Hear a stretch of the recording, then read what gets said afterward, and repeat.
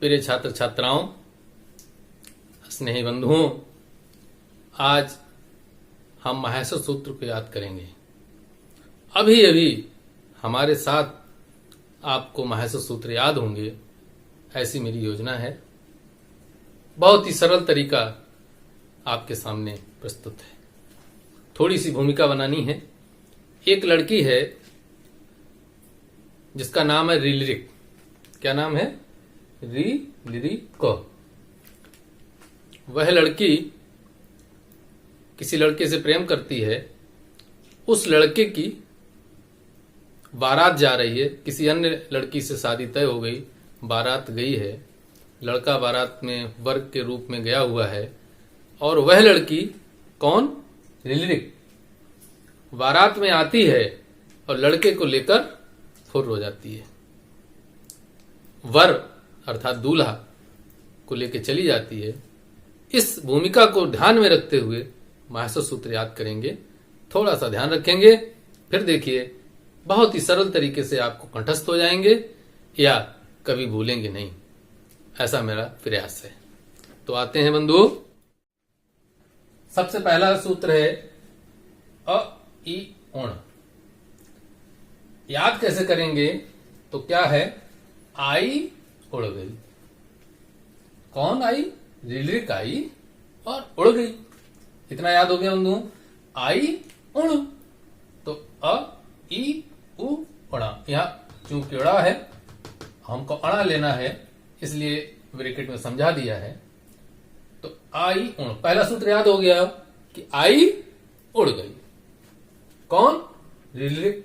दो सूत्र तैयार हो गए। आई उड़ गई, रिलिरिक का।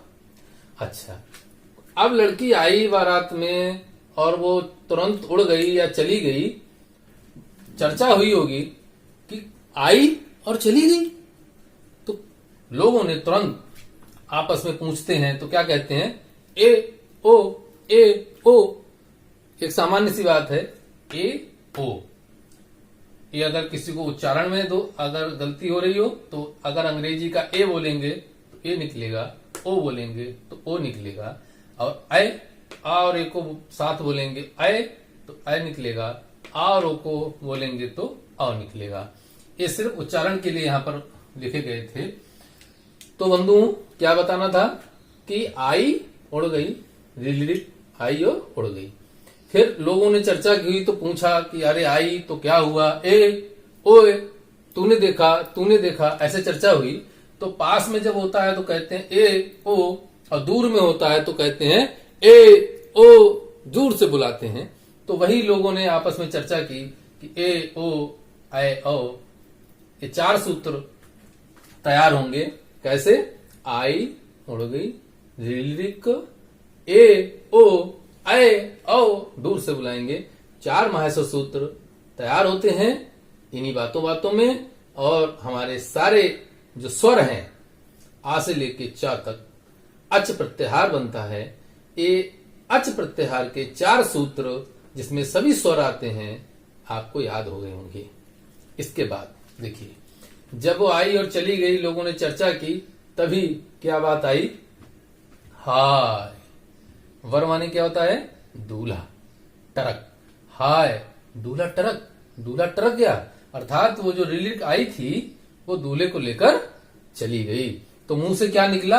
हाय वारा वर, टा से टरक, अर्थात दूल्हा चला गया। तो जब इतना याद रखेंगे हाय वर ठरक, तो आपको तुरंत याद आ जाएगा क्या? हाय वर ट। देखिए, हाय वर ट याद हो गया। तो जब किसी बारात से दूल्हा चला जाए, जब दूल्हा ही बारात से चला जाए, तो बंधुओं क्या होता है फिर? भाई कन्या पक्ष है, उसे विवाह करना है, तो कन्या पक्ष की भी इसमें अपमान होता है, तो लड़ाई होती है। दोनों पक्षों की लड़ाई हो जाती है। दूल्हा आया और चला गया तो लड़ाई हुई, तो क्या हुआ? लड़ना। अभी आपको याद रखना है कि यहाँ अड़ा है, उसी को ध्यान में रखना है, तो लड़ाई शुरू होगी।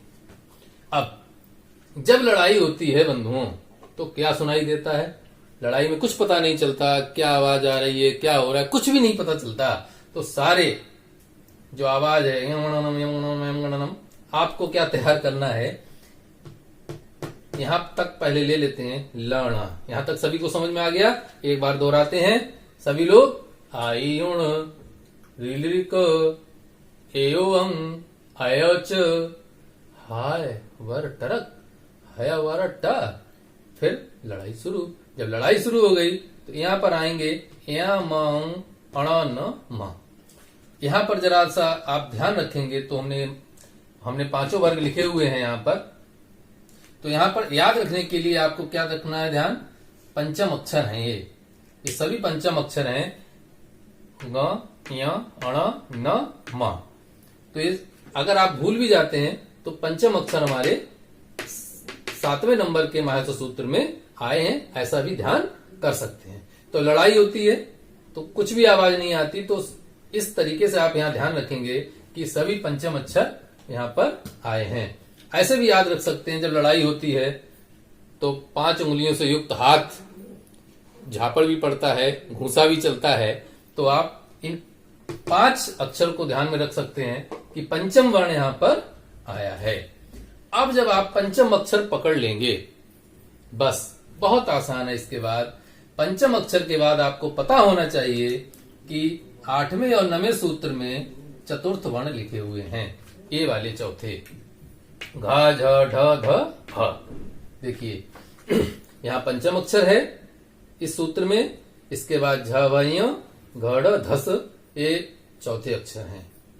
बंधुओं, 5वां अक्षर उल्टा करना है आपको, विपरीत क्रम में। 5वां अक्षर पहले आएगा महर्ष सूत्र में, फिर इसके बाद चतुर्थ अक्षर आएगा महर्ष सूत्र में, इसके बाद तृतीय वर्ण आएंगे महर्ष सूत्र में। ये सभी तृतीय वर्ण है। इसमें 10 नंबर के सूत्र में तृतीय वर्ण है। अगर आपने यहां तक 5, 4 और 3 थोड़ा सा आप ध्यान करके याद कर लेंगे तो मैं गारंटी लेता हूं बाकी पूरा याद करा देता हूं। यहां तक आप कंठस्थ कर चुके होंगे। आई उण रीलिको एवं अयच हयवरट लण यमं अणनम झवै घड़ धस जब गड़ धस। इन 3 सूत्रों को थोड़ा अभ्यास कर लेंगे पंचम अक्षर, चतुर्थ अक्षर और तृतीय अक्षर के आधार पर।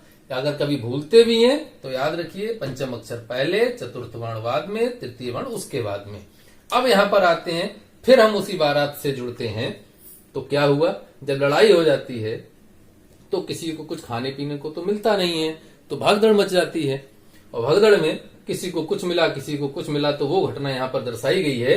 तो क्या यहां पर आप देखेंगे खाया फल छटा था। लोग चर्चा कर रहे थे आपस में चर्चा हो रही थी कि तुमने क्या खाया, तुमने क्या खाया।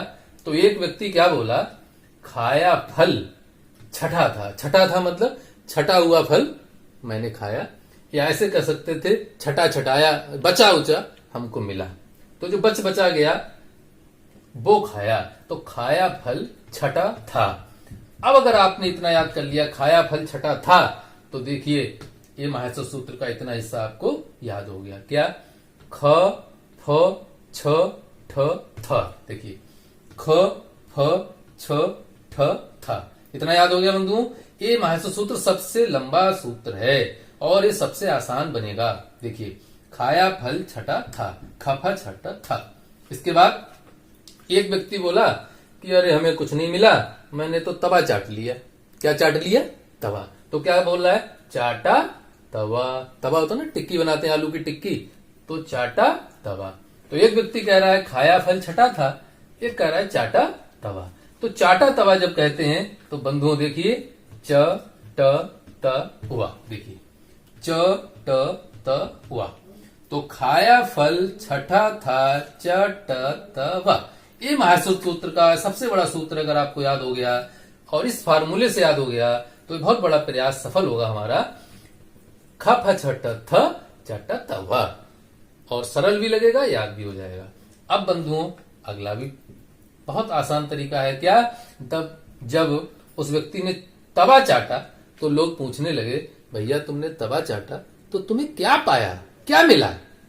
तो क्या पाया मतलब तवा चाट के क्या पाया। तो आपको याद रखना है क्या पाया, अर्थात क प य। देखिए अगला सूत्र क प य, कपय। इसको क्या बोलेंगे? कपय कपय। कपय कैसे याद आएगा? क्या पाया। खाया फल छठा था, चाटा वह क्या पाया। देखिए 12वां सूत्र है कपय, ये आपको याद हो जाएगा।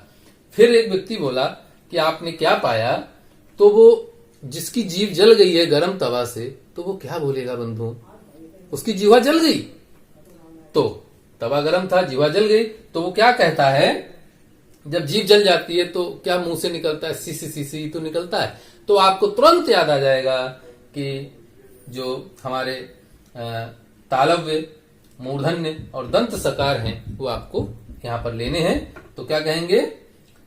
स, श, स, र। और जब आप तीनों स बोल के जब 13वां सूत्र पूर्ण करेंगे तो अंत में कह दीजिए हलाहल, समस्या हल हो जाती है। ये हल हमारा 14वां सूत्र है। बंधुओं, भाषा सूत्र जो प्रथम बार में याद करते हैं उनके लिए कठिन रहते हैं। यह प्रयास बहुत ही सरल दृष्टिकोण से आपके सामने लाया गया है। अगर आप ध्यान से सुन लेंगे तो याद हो जाएगा। और इस वीडियो को बनाने की जो योजना थी वो इसी आधार पर थी। आई उड़ गई, कौन उड़ गई? रिलरिक दूल्हे को लेके चली गई, तो लोग आपस में चर्चा करते हैं ए ओ आए ओ। अब जब दूल्हा चला जाता है तो हाय बर टरक, हाय दूल्हा टरक गया, तो हाय वर अट्टा। फिर लड़ाई शुरू हो जाती है। लड़ाई शुरू होते ही सभी अपने 5 हाथ दिखाते हैं, तो यमगणनम पंचम वर्ण आ जाता है, यमगणनम। इसके बाद जब लड़ाई होगी तो लोग भागेंगे, तो लगातार कम ही होंगे। तो पहले 5 थे, फिर 4 हो जाएंगे, फिर 3 हो जाएंगे, अर्थात पहले पंचम वर्ण आएगा, फिर चतुर्थ वर्ण आएगा, फिर तृतीय वर्ण आएगा महासु सूत्र में, और उसके बाद यहाँ पर द्वितीय वर्ण आएगा। देखिए खफा छठ थ, ये द्वितीय वर्ण है, खफा छठ थ, जिसको हमने इस फार्मूले पे बताया था, खाया फल छठा था, तो खफा छठ थ।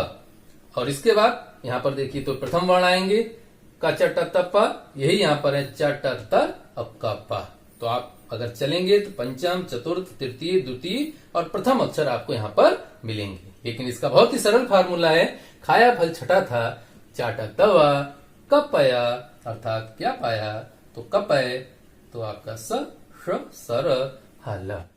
बंधुओं, आपको ये सरल तरीका महासु सूत्र याद करने का कैसा लगा? एक बात ध्यान रखिएगा, ये केवल एक तरीका है, ये पुस्तकों में लिखा हुआ नहीं है। आप इसको केवल याद करने के तौर पर ले सकते हैं। इसको कहीं इस रूप में ना लीजिए कि ये कहीं साहित्य में लिखा हुआ है, ऐसा नहीं है। केवल एक ट्रिक बोलते हैं जिसको याद करने की, उस रूप में लिया है। अगर आपको ये तरीका अच्छा लगा और आगे भी संधि में, समास में, व्याकरण में, कहीं पर भी ये सरल तरीके जो हमने बनाए हैं उनको मैं आपके सामने लाता रहूंगा, तो आप कृपया मेरे चैनल को सब्सक्राइब कीजिए, लाइक कीजिए और शेयर कीजिए, जिससे कि मेरे आने वाले वीडियो आपको तुरंत प्राप्त हों। आप जो घंटी लगी है उसको भी प्रेस कर सकते हैं, ये भी आपके लिए मदद करेगी। तो बंधुओं, आज के लिए इतना ही। धन्यवाद। नमस्ते समम। जय हिंद।